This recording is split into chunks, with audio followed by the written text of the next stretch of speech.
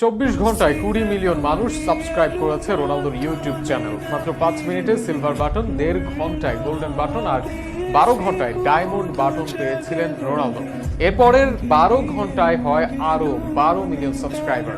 মাত্র 24 ঘন্টায় 2 কোটি সাবস্ক্রাইব পাওয়া রোনালদো হয়তো এই নিউজ পাবলিশের সময় আরো কয়েক মিলিয়ন সাবস্ক্রাইবার পেয়ে গেছেন।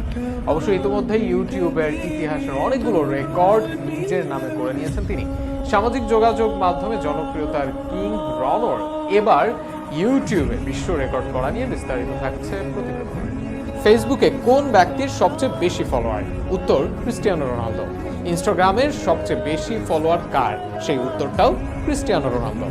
এমনকি টুইটারের শীর্ষ 3 জনের মধ্যেও একজন এই পর্তুগিজ CR7। তবে ইউটিউবে ছিল না রোনালদোর কোনো অ্যাকাউন্ট। তবে সেখানেই রনো অ্যাকাউন্ট খুলেছেন গতকাল রাত 8টার দিকে, আর সেখানেই বাজিমাত তার। অবশ্য পর্তুগিজ এই তারকার